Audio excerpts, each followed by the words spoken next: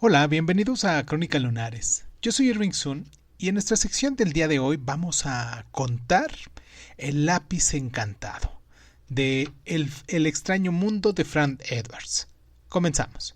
Cierra los ojos, cierra los ojos, cierra los ojos, cierra los ojos. Si escuchas que alguien se acerca, no temas. Todo estará bien.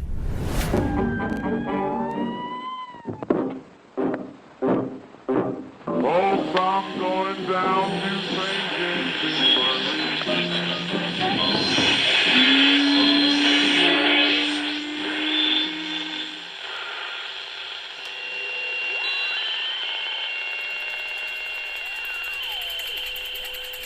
Estás escuchando Crónica Lunares, el lugar donde entramos por tus oídos. Bienvenido.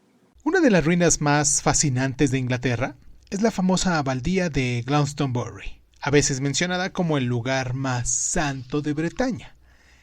Existía la leyenda de que Cristo en su juventud había visitado Glastonbury acompañado por uno de sus parientes, en este caso José de Arimatea, uno de los más viejos historiadores de la Gran Bretaña, Gildas, quien probablemente vivió en el siglo VI, afirma que Jesús vino a Glastonbury mediado los últimos años del reinado de Tiberio César, lo que no sería más tarde en el año 27 a.C.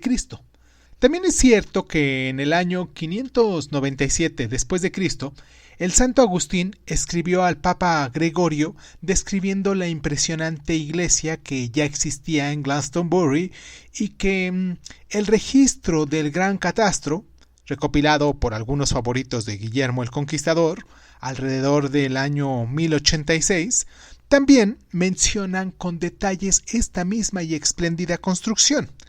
Ya en el año 1086 la iglesia ya se había transformado en un relicario al que los creyentes efectuaban peregrinaciones y también llegó a ser el lugar en el que se enterraban a los reyes, incluyendo al rey Arturo y a su amada Guinevere.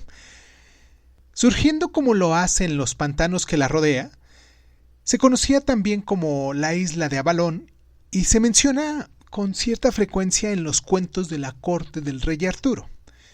En los últimos años del siglo XII, el rey Enrique II inició una búsqueda en las tumbas del legendario rey Arturo. Giraldus Cambrensis escribió que los hombres de Enrique encontraron un ataúd de roble enterrado profundamente, que contenía los huesos de un hombre de estatura muy elevada que evidentemente había muerto a consecuencia de profundas heridas en la cabeza, y a sus pies se encontraba el esqueleto de una mujer de largo cabello rubio. Sobre este ataúd había una cruz de plomo grande y ciertamente pesada que identificaba a los ocupantes de la tumba como el rey Arturo y su segunda esposa, Guinevere. La muerte de Arturo marcó el momento cumbre de Glastonbury. Había caído en el olvido en unos días en el que la mano codiciosa de Enrique VIII había exprimido la última gota de ahí, colgando a su último abad en la colina junto a la abadía. Las construcciones fueron derrumbadas con la pólvora del cañón, las piedras acumuladas en pilas y carcomidas por el limo, las bibliotecas saqueadas por ladrones analfabetas, y después de miles de años, esas sólidas estructuras fueron derribadas por ciertos vándalos que vivían a esos alrededores. Esta era la situación cuando en el año 107 el arqueólogo y arquitecto británico Frederick Brill Bond se encargó de la tarea de excavación de las ruinas para poder determinar la verdadera extensión de esta construcción. Y entre otras cosas estaba buscando la localización y el tamaño de dos capillas, una dedicada a Edgar, el rey mártir, y la otra conocida como la capilla de Nuestra Señora de Loredo. Las construcciones habían sido mencionadas en las primeras descripciones de esta abadía, pero dónde se encontraban y qué aspecto tenían, eso nadie lo sabía. Entonces, que era un buen punto de partida para los que se llevaban a cabo las excavaciones, aunque en cierta forma nos resultaba bastante vago.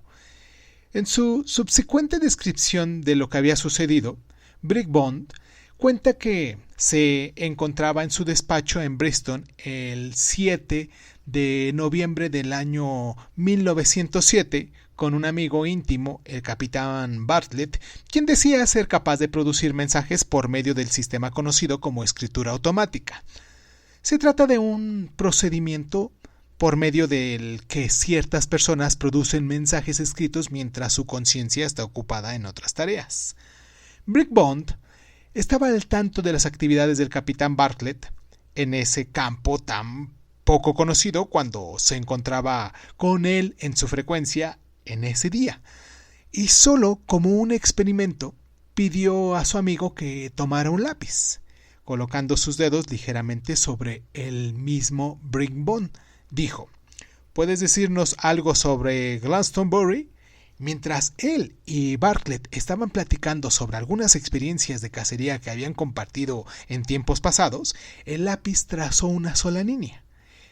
Todo conocimiento es eterno y es disponible a la simpatía mental.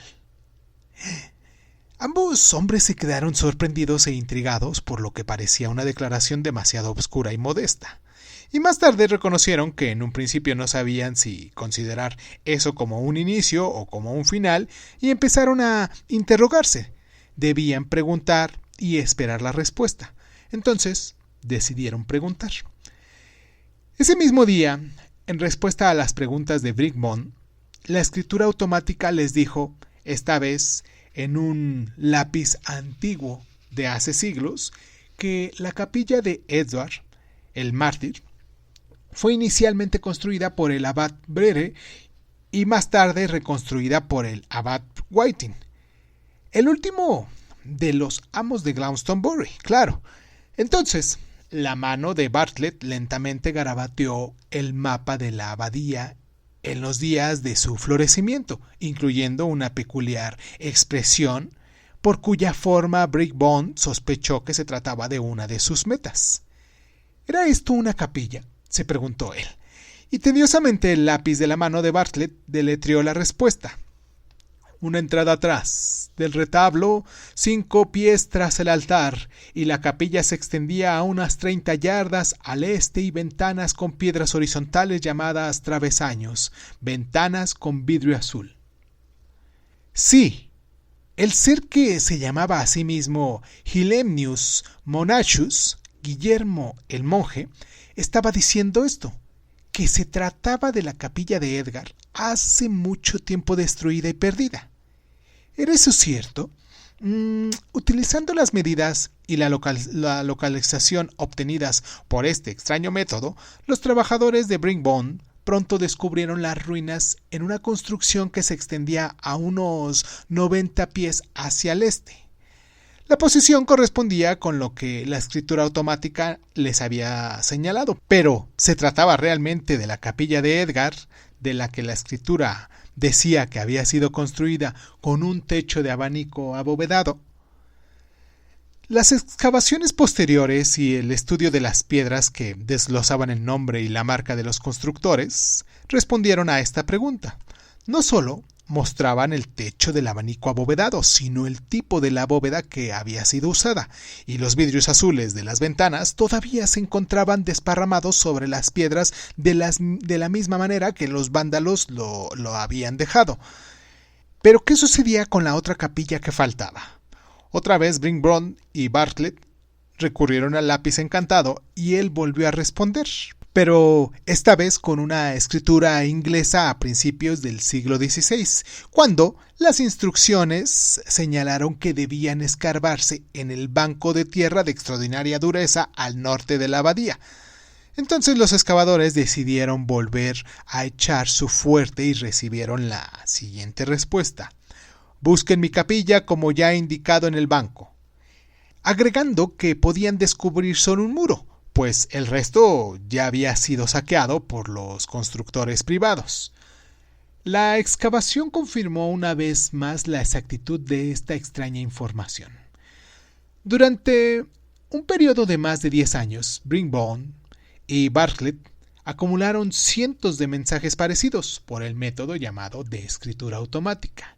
Ellos cuidadosamente fecharon y archivaron el material y siguieron sus indicaciones sorprendidos por la exactitud de las medidas que les fueron proporcionadas, algunas de las cuales probaron ser correctas por unos cuantos centímetros de diferencia cuando los objetos fueron descubiertos. Durante los 10 años que duró esta curiosa comunicación, Brinkbaum y su amigo buscaron la identificación de sus informantes. El lápiz describió que se trataba de los monjes que habían vivido en Glastonbury durante su total existencia, y cada uno cubría los periodos de las preguntas como seres vivos que habían experimentado. Las pausas, a veces largas, escribió el lápiz, correspondían a las consultas cuando las preguntas resultaban muy difíciles o cuando existía alguna duda para dar la mejor respuesta. Una de las más largas comunicaciones correspondían a alguien que firmaba como Johannes Briand y declaraba que había sido un gordinflón que había muerto alrededor del año 1533. Una de las firmas más antiguas que aparecieron bajo el mando de Bartlett pertenecían a alguien quien escribió lentamente. Alwulf G. Saxon decía que mucho antes de que se erigiera la abadía, en esa parte de la colina, él había construido una cabaña hecha de varas cuya extensión posteriormente había sido cubierta por la abadía. Brinkbaum y sus hombres excavaron en el lugar que había sido cuidadosamente identificado en las declaraciones y encontraron los restos de varas entretejidas, fácilmente identificables, que se encontraban ahí hacía miles de años, cuando se colocaron las piedras. Las autoridades estaban jubilosas del éxito de Brinkbaum en la localización de los antiguos cimientos de la abadía, incluyendo algunos segmentos cuya existencia se desconocía y ni siquiera se sospechaba. Pero cuando supieron que había basado sus investigaciones sobre los mensajes obtenidos por medio de la escritura automática, levantaron sus brazos en señal de horror. Ellos aceptaban los descubrimientos, pero exigían que se hiciera por medios más convencionales. En 1922 se separaron de la tarea, aunque habían aceptado sus descubrimientos y alabado sus aptitudes, pero no terminaron sus relaciones con él ni tampoco con su actividad. En 1933, Brinkbaum escribió un libro intitulado The Guild of Remembers, la vía del recuerdo, en el que no solo anotaba los mensajes recibidos que había verificado por medio de las excavaciones, sino también describía otras partes de la gran abadía que todavía faltaban por encontrar. Las siguientes excavaciones, llevadas a cabo por grupos oficialmente autorizados, solo sirvieron para confirmar la autenticidad de los mensajes de Brinkbaum que había publicado años antes.